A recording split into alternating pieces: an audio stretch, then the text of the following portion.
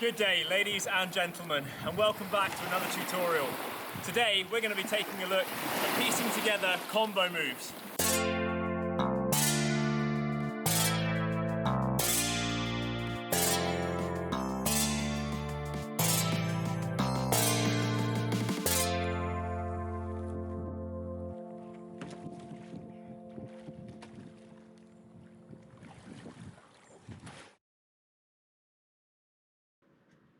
Whether it's flat water freestyle or something more rivery, stringing your moves together into combos is an incredibly satisfying thing to do.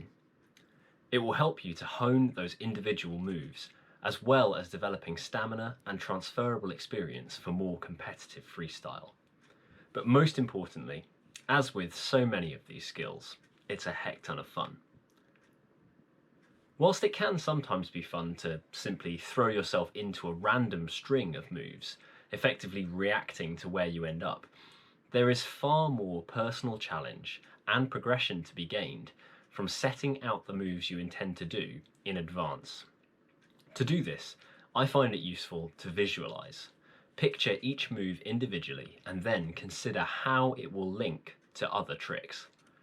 With freestyle, the possibilities are extensive, but there are definitely some moves that link to others more smoothly. A classic example of this is the loop. It's a great move, but the way you land on the back deck with a loop generally makes it quite tricky to seamlessly combine it into something else.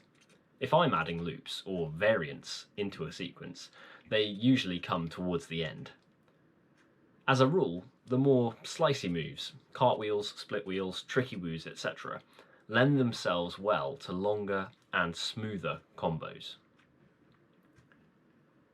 Having visualized, I often like to build the combo up piece by piece, focusing especially on the transitions between the separate moves.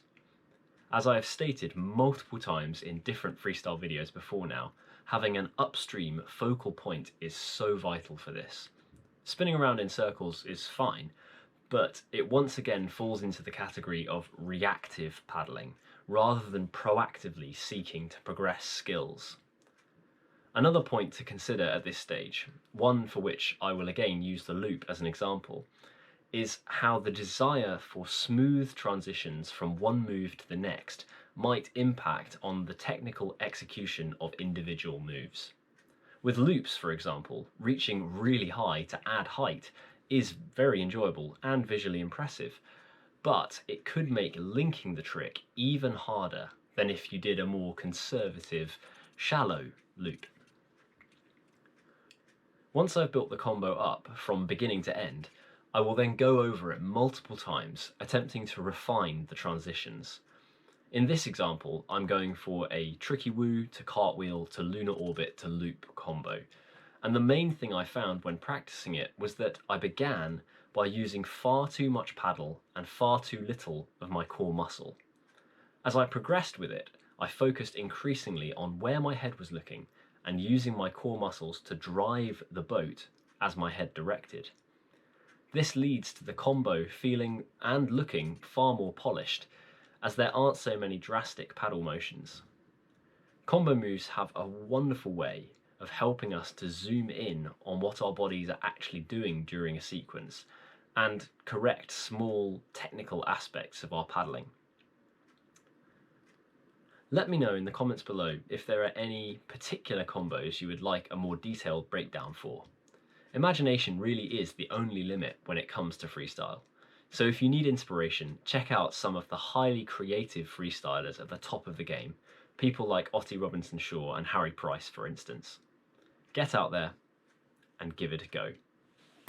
Thank you very much for tuning into this tutorial video. I hope you found it enjoyable and informative.